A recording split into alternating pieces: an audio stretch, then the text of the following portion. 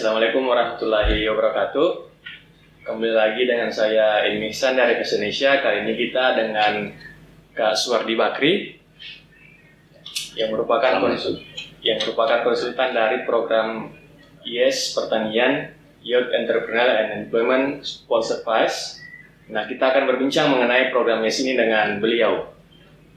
Nah, mungkin Kak, yang pertama sebenarnya apa masalah yang ingin dipecahkan dari program IES ini, Kak? Ya, terima kasih. Jadi baik, saudara saudara Ilmi, program IES itu sebenarnya tujuannya adalah bagaimana regenerasi di petani. Karena kita ketahui sekarang ini petani, saya selalu mengatakan pertanian kita semakin menua. Ya. Artinya apa? Artinya umur petani yang di atas 45% itu sudah 80%. Hanya sekitar 20% yang masih muda ini. Jadi kalau ini kita tidak memberikan treatment atau tidak memberikan program, ini dikhawatirkan masa depan sektor pertanian ini akan terancam. Masa depan sektor pertanian akan terancam. Makanya program Youth Employment and Entrepreneurial Supporting Service ini dicanangkan oleh pemerintah Republik Indonesia bersama IPAD untuk mensupport pemuda-pemuda tani maupun pemuda-pemuda di pedesaan. Jadi saya kira seperti itu, sehingga program IES ini dicanangkan mulai tahun 2019 sampai tahun 2025. Ya. Saya juga pernah melihat kemarin data Pak bahwa jumlah petani antara umur 65 sampai 70 itu masih ada sekitar 6 juta orang. Iya. Sementara jumlah petani muda itu hanya tidak sampai 5 juta. Artinya ada jumlah petani yang bakalan hilang ke depannya ini. Iya. Ya, itu sebenarnya gapnya. Gapnya adalah yang saya katakan tadi itu, bahwa petani umur 45 ke atas itu di atas 80%. Nah, sehingga kalau seperti itu, mereka-mereka yang di atas 45%, apalagi 65%, itu kan sebentar lagi, mungkin 10 tahun, 20 tahun ke depan itu kan mereka sudah tidak lagi bekerja di sektor pertanian. Nah, yang akan mengisi itu sebenarnya pemuda-pemuda yang ada sekarang yang bertani, tapi jumlahnya kan sangat kecil. Cuma 2 sekian persen. Nah, itu harus diisi, kekosongan itu harus diisi oleh pemuda-pemuda yang ada sekarang ini. Makanya kita akan merubah image pemuda bahwa pertanian itu tidak seperti dulu ya. Apalagi sekarang ini kan generasinya milenial, generasinya industri 4.0. Nah, itu tidak lagi seperti itu. Jadi ada kemajuan-kemajuan teknologi di sektor pertanian yang kita harus sosialisasikan kepada para pemuda, sehingga pemuda itu tertarik di sektor pertanian, dan itulah nanti yang akan mengisi kekosongan lag atau kesenjangan ya umur petani dari yang muda dengan yang tua. Nah, mudah-mudahan program IES ini 5 tahun ke depan bisa kita desain seperti itu. Kira begitu deh. Saya juga melihat begini Pak, ada keengganan dari generasi muda untuk turun ke pertanian, mungkin karena image-nya. Ya. Nah, bagaimana caranya IES bisa mengubah mindset tersebut? Nah, sebenarnya memang itu yang menjadi kendala utama ya, karena sekarang ini para orang tua, terutama di desa itu masih sangat enggan untuk mewariskan profesinya sebagai petani kepada anak-anaknya. Ya. Kalau anak-anaknya kembali bertani, itu masih dianggap kurang berhasil. Mereka berhasil kalau misalnya dia kerja sebagai ASN, dia bekerja sebagai pegawai bank, dia bekerja di kantoran dan sebagainya.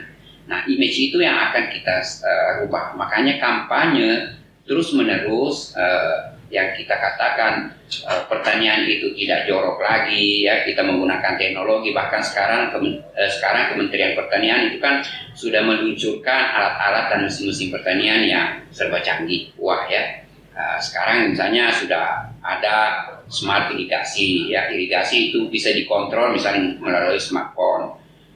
Ada smart hidroponik, smart greenhouse ya, yang bisa pokoknya dikerjakan oleh anak-anak muda dengan bangga. Nah, saya kira itu. Dan sekarang juga sebenarnya di Indonesia ini sudah bermunculan ya anak-anak muda yang bergerak di sektor pertanian. Itulah yang oleh Kementerian Pertanian disebut Duta Petani Milenial. Duta Petani di Milenial dan atau DPM ya. Nah, DPM inilah nanti akan berkampanye ke seluruh Indonesia, mengajak anak-anak muda supaya anak-anak muda ini tidak lagi punya image bahwa pertanian itu dekil, pertanian itu jorok, pertanian itu berlumpur dan sebagainya. Ya, begitu Pak Dina. Jadi mindsetnya yang mau diubah itu Kak, artinya yang awalnya mungkin anggap pertanian jorok, ya. Kita integrasikan teknologi. Ya, betul. Jadi pemanfaatan teknologi itu sangat penting ya. Anak-anak muda ini kan perilakunya sekarang juga sudah mandate ya. Tidak ada waktu tanpa gadget ya. Tidak ada waktu tanpa internet. Memang sebenarnya ciri-ciri anak muda, ciri-ciri milenial itu 8 jam tiap hari itu harus dia berhubungan dengan internet. Nah, itulah yang ditangkap juga sektor pertanian. Bagaimana pertanian ini bisa dikendalikan misalnya dengan alat-alat yang dikontrol melalui gadget. Ya, bagaimana teknologi-teknologi yang selama ini masih sangat sederhana itu ditingkatkan. Nah, sehingga anak-anak muda ini ya bisa mengisi kekosongan yang kita khawatirkan itu kekosongan generasi pelanjut sektor pertanian. Itu memang Kak kelebihannya generasi muda karena dia mudah untuk beradaptasi dengan teknologi. Betul, dibanding mungkin yang sudah lanjut. Untuk teknologi generasi muda lebih mudah untuk masuk ke situ. Makanya itulah yang disasar sebenarnya oleh program YES ya. Karena kita tahu bahwa sebenarnya ini kan dulu selalu kita bilang ada bonus demografi. Bonus demografi itu apa artinya? Artinya anak-anak muda itu jauh lebih banyak, angkatan-angkatan kerja itu ke depan 2045 itu jauh lebih besar dibanding dengan sekarang. Bukan dibanding dengan misalnya yang non produktif, yang 65 tahun ke atas. Jadi kalau piramida penduduk itu gemuknya dia di angkatan kerja. Nah, angkatan kerja ini harus dimanfaatkan. Nah, kalau tidak dimanfaatkan dia justru menjadi bumerang, dia menjadi beban ya oleh tenaga-tenaga kerja. Nah, itulah YES juga kenapa menyasar anak-anak muda. Ya, karena selain tadi untuk mengisi kekhawatiran kita generasi pertanian ini akan habis atau akan menipis, juga karena memang kita memanfaatkan itu bonus demografi itu. Bonus demografi tadi. Iya. Ini kan tadi katanya sudah berjalan dari 2019 sampai 2025. Bagaimana progresnya sekarang Kak? Apakah sudah sesuai dengan harapan? Nah, sekarang itu programnya sebenarnya kan 2019. Memang pencanangannya 2019, tapi itu masih persiapan-persiapan di tingkat pusat ya. Persiapan penyusunan misalnya pedoman umum, penyusunan petunjuk teknis dan sebagainya itu semuanya masih di pusat. Nah, 2020 ini sudah mulai turun ke tingkat provinsi ya. Nah, di tingkat provinsi ini sekarang ini juga memang kita masih 2020 ini masih tahap persiapan ya, karena komponen YES itu sebenarnya kan ada 4 ya. Kalau saya lihatkan di sini komponen YES itu ada 4 komponen ya. Yang pertama itu bagaimana peningkatan kapasitas pemuda di pedesaan di bidang pertanian. Yang kedua adalah pengembangan wirausaha muda di pedesaan. Kemudian nanti ada fasilitasi akses permodalan. Kemudian yang keempat itu membangun lingkungan usaha yang kondusif. Nah, kalau empat-empatnya ini berjalan dengan bagus, saya kira program ini juga akan berhasil. Karena sekarang tahun 2020 kita masih lebih banyak di komponen pertama, komponen peningkatan kapasitas. Jadi pemuda-pemuda itu ditingkatkan kapasitasnya, mulai dari motivasinya dia, membangun image-nya bahwa pertanian itu, sehingga ada motivasi atau dorongan dari dalam untuk terjun ke dunia pertanian. Nah, bagaimana itu dunia pertanian? Kita tingkatkan kapasitasnya, melakukan pelatihan sesuai dengan minatnya. Nah, sekarang ini kita mendata yang namanya CPCL itu ya. Calon pesertanya dan calon lokasinya di mana, si A lokasinya di mana, apa usaha yang akan diinginkan, kemudian minatnya seperti apa. Nah, itu nanti akan diintervensi dengan penguatan kapasitas, peningkatan kemampuan. skillnya. Misalnya kalau dia mau bergerak di bidang produksi, ya kita kasih pelatihan-pelatihan terkait dengan produksi. Misalnya saja sekarang porang kan booming, ya. Ada yang tertarik di usaha teknik porang. Nah, kita nanti akan memberikan dia pelatihan-pelatihan tentang porang. Ya. Misalnya ada juga yang hidroponik yang sekarang ini anak-anak muda. Nah, kita berikan pelatihan-pelatihan bagaimana mengelola hidroponik dengan bagus. Kemudian ada juga misalnya yang tertarik di bidang pemasaran, pengemasan, packaging. Nah, itu nanti kita isi semua. Nah, itu yang sekarang yang kita persiapkan. Sekarang ini progresnya ya kita sudah menyiapkan, kemarin ini baru pelatihan master training. Master training itu masih 2 tingkat dari sasaran. Jadi nanti master training ini akan melatih para calon pelatih. Calon pelatih. Nah, pelatih-pelatih ini yang akan melatih nanti CPCL itu yang sasaran itu kelompok sasaran.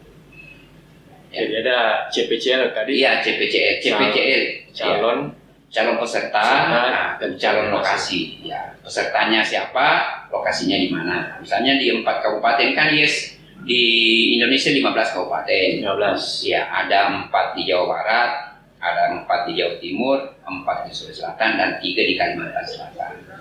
Jadi ada 15 kabupaten yang menjadi pilot project. Ini pilot project bukan di Indonesia, pilot project dunia karena IFAD, International Fund for Agriculture Development itu baru membiayai program seperti ini baru di Indonesia. Negara-negara anggota IFAD belum. Ya, jadi menunggu mungkin hasilnya dari Indonesia nanti akan direplikasi ke negara-negara anggota IFAD itu. Jadi ini ada program internasional sebenarnya Kak Dik? Iya, memang fundingnya adalah IFAD, International Fund Agriculture Development. Iya. Oh, di Sulsel masih 4 kabupaten. Di Sulsel itu kabupatennya Bulukumba, Bantaeng, kemudian Bone dan Maros. Jadi baru memang 4 itu. Mudah-mudahan ke depan itu bisa bertambah. Karena sebenarnya targetnya YES ini, kalau kita melihat target kuantitasnya, ya itu secara keseluruhan selama 5 tahun itu 32.500 pemuda mendapatkan pekerjaan di sektor pertanian. Jadi job seeker misalnya nanti kita ciptakan juga pencari kerja khusus untuk di bidang pertanian, itu targetnya 32.500 pemuda mendapatkan pekerjaan di sektor pertanian. Ada 33.500 pemuda tani dan wirausaha tani pedesaan mendapatkan keuntungan dengan adanya program YES ini. Ada 50.600 pemuda mendapatkan pekerjaan. Ada 100.000 pemuda pedesaan mendapatkan layanan pembiayaan, di mana 4.300 kakak itu merupakan migran muda. Jadi ada juga namanya migran muda. Migran muda itu apa? Pemuda-pemuda yang pindah ya dari desanya ke tempat lain, apakah dia di kota atau seperti apa, untuk bekerja atau mencari pekerjaan. Kemudian ada 120.000 pemuda mendapatkan pembelajaran pelatihan kebiayaan keuangan di level masyarakat.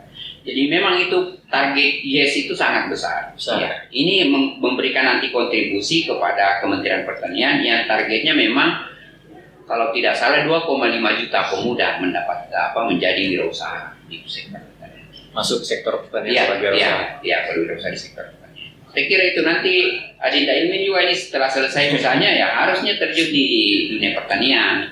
Nah, bisa juga misalnya di dunia entertain seperti ini, di dunia apalagi namanya media seperti ini, tapi khususnya pertanian kan ya, itu juga ada terkait dengan pertanian. Jadi kreasi-kreasi pemuda ya, tidak hanya terbatas kepada on farm-nya ya. Nah, tapi bisa di off farm atau bisa di pelayanan. Nah, bisa di media khusus pertanian. Nah, jadi pemuda-pemuda itu sangat kreatif sekarang banyak sekali. Nah, menciptakan marketplace khusus untuk pertanian dan sebagainya. Saya kira itu salah satunya mungkin juga dari Kes Indonesia Kak. Ini Kes Indonesia. Kita startup di sektor pertanian. Kita sebagai penghubung antara publik dengan petani Kak. Jadi dana dari publik disalurkan ke petani itu untuk mengatasi permasalahan utama di sektor pertanian, itu permodalan. Bagus itu. Jadi kita sangat mendukung dengan adanya kreasi-kreasi anak muda seperti Pestanesia ya, yang menjadi semacam penghubung ya antara petani dengan masyarakat lain yang mau memberikan biayanya untuk mengatasi masalah-masalah. Saya kira Pestanesia ini juga bisa kita kerjasama nanti dengan Yes ya, karena kita butuh mentor. Siapa tahu nanti dari CPCL itu ada juga yang berminat untuk misalnya di bidang pelayanan ya. Di bidang pelayanan petani bisa saja. Mungkin butuh mentor. Nah, untuk mentornya seperti De Ilmi dan Indra ya, dan Indra bisa menjadi mentor. Nantilah kita kalau misalnya mencari mentor yang terkait dengan media, kita berikan kita rekomendasikan untuk bergabung di YES. Semakin banyak orang di YES yang bergabung dan memberikan kontribusi, semakin bagus. Program akan semakin bagus jalannya. Ya. Mungkin seperti juga dengan Pestanesia Kak, kita lingkup orang-orang untuk berkontribusi di sektor pertanian, mungkin dengan memberikan permodalan, nanti modalnya dikelola, kemudian di akhir masa panen itu ada modalnya dikembalikan ke pemodal, satu juga imbal hasilnya Kak, sebagai bentuk imbal hasil ke pemodal. Iya. Bagus, pokoknya bagaimanapun modelnya ya, yang penting sekarang kita berusaha agar pemuda-pemuda ini tertarik di sektor pertanian. Ya, apakah dia di hulunya atau di hilirnya, apakah dia di on farm-nya, di usaha taninya, di pengolahan hasilnya atau di pemasarannya, itu terbuka untuk menjadi lapangan pekerjaan bagi pemuda-pemuda. Dan memang sekarang ini juga kita syukur alhamdulillah kita sudah melihat banyak ya anak-anak muda yang bergerak. Ada yang kemarin itu saya lihat di Kementerian Pertanian, nanti kita support juga yang mengolah misalnya tepung singkong itu bagus sekali itu ya, yang sudah bisa mendunia dan menyelamatkan juga petani-petani singkong. Jadi konsepnya sebenarnya juga mungkin di usaha tani itu nanti mempertahankan petani-petani yang ada sekarang, itu dia berusaha tani. Tapi pemuda-pemuda ini di pasca panen, ada juga di pemasaran. Itu lebih ya, walaupun tidak untuk kemungkinan juga anak-anak muda ini terjun langsung untuk mengorganisir petani-petani yang sudah ada. Jadi mungkin begini juga Kak, karena kan ini mungkin masih jarang yang tahu program YES, dan ternyata dia ada yang namanya CPCL. Mungkin bisa dijelaskan Kak bagaimana caranya untuk menjadi bagian di program YES ini? Sebenarnya CPCL itu sudah lama dikerjakan oleh teman-teman di kabupaten. Di kita di provinsi ada namanya liaison officer, penghubung ya antara provinsi dengan kabupaten. Nah, itulah yang mengkoordinir teman-teman penyuluh di kabupaten untuk mendata anak-anak muda ya. Anak muda itu di program ini definisinya adalah mereka yang berumur 19 sampai dengan 39 tahun. Sampai 39. Jadi sampai 39. Walaupun WHO kalau kita berbicara pemuda itu sampai 60 tahun barangkali atau lebih 65 tahun. Tapi di program ini khusus yang 34 tahun. Nah, kemudian tentunya mereka mau berusaha di sektor pertanian. Itu semuanya didata. Kalau dia mau berusaha di sektor pertanian, pertanian apa, komoditinya apa, misalnya komoditi kopi. Nah, itu bisa harus dirinci lagi kopinya di mana dia. Apakah dia nanti di on farm usaha taninya, atau di pengolahannya, atau di pemasarannya. Nah, itu harus jelas. Nah, teman-teman anak-anak muda yang ada di daerah, terutama di empat kabupaten itu ya, Kabupaten Bulukumba, Kabupaten Bantaeng, Kabupaten Bone dan Maros. Nah, jika misalnya berminat untuk difasilitasi oleh program YES, namanya support service ya, difasilitasi oleh program YES, ditingkatkan kualitasnya, kapasitasnya, kemudian nanti juga ada bantuan permodalan dan sebagainya secara grant ya, hibah, tapi itu mungkin diperlombakan. Nah, itu bergabung saja di masing-masing BPP-nya, Balai Penyuluh Pertanian di tingkat kecamatan. Melalui BPP? Melalui BPP, atau bisa saja juga langsung ke Dinas Pertaniannya. Pertanian. Dinas Pertanian untuk mendaftarkan diri ya, bahwa saya memenuhi kriteria yang disampaikan oleh program YES dan terbuka. Semakin banyak CPCL itu semakin bagus. Nah, jadi teman-teman, saya kira saya himbau untuk segera bergabung karena kemampuan teman-teman yang di lapangan juga untuk mendata saya kira terbatas ya, terbatas. Jadi kalau ada yang sudah tahu program YES, kemudian dia mendaftarkan diri secara sukarela itu lebih bagus. Ya betul kan. Lebih bagus. Dan kita berharap karena CPCL ini berjalan terus, tidak berhenti bahwa tahun sudah tutup, enggak. Itu akan terus. Karena terus ini bertambah. ya CPCL ini juga bisa menjadi data kita, big data kita untuk misalnya program-program lain nanti. Betul kan. Nah, program pemerintah daerah juga bisa masuk. Ada pemerintah daerah misalnya bikin pelatihan atau bikin penguatan kapasitas, dia bisa minta CPCL-nya mana. Jadi kalau pendataannya itu sudah bagus, ya bisa terdistribusi secara merata ya. Tidak misalnya ada pemuda yang dilatih terus menerus itu terus tapi tidak jadi sudah bisa ada datanya nanti. Oh ini sudah pelatihan seperti ini sudah pelatihan ini. Jadi sudah kelihatan. Kalaupun juga misalnya ada rekrutmen nanti di sektor pertanian, dia sudah bisa. Oh ini anak sudah pernah magang di sini. Ini anak sudah pernah pelatihan keuangan, dia bisa mengatur keuangan. Oh ini anak sudah pelatihan budidaya jamur misalnya jamur merang. Oh ini berarti bisa kita budidaya. Jadi sangat penting itu CPCL. Jadi mungkin teman-teman yang tertarik untuk bergabung, ya silahkan hubungi di dinas kali. Ya di dinas atau BPP. Atau BPP. Nah, di kabupaten juga itu ada namanya P4S. Itu juga akan menjadi BDSP. Ya, Business Development BDS Service. P-nya itu apa? Pokoknya BDSP ya, penyedia layanan provider, Business Development Provider. Nah, ada P4S, ya P4S itu pusat pengembangan, pusat pendidikan dan pelatihan pertanian swadaya, P4S. Itu milik petani. Ya. Nah, milik petani di Maros ada, di Bulukumba ada, di Bantaeng ada, di Bone ada. Nah, bisa juga ke situ. Nah sekarang kemarin juga kita baru hire atau meminta teman-teman LSM di 4 kabupaten itu sebagai mobilizer. Mobilizer. Mobilizer itu penggerak LSM. Jadi bisa juga ke LSM-nya itu. Nah, di Bulukumba ada LSM Insan Cita Institute di Bulukumba. Kemudian ada juga saya lupa namanya yang di Bantaeng, kalau tidak salah ada Madaninya. Kemudian yang di Maros Labs, ya singkatannya Labs. Kemudian di Bone juga ada BKM.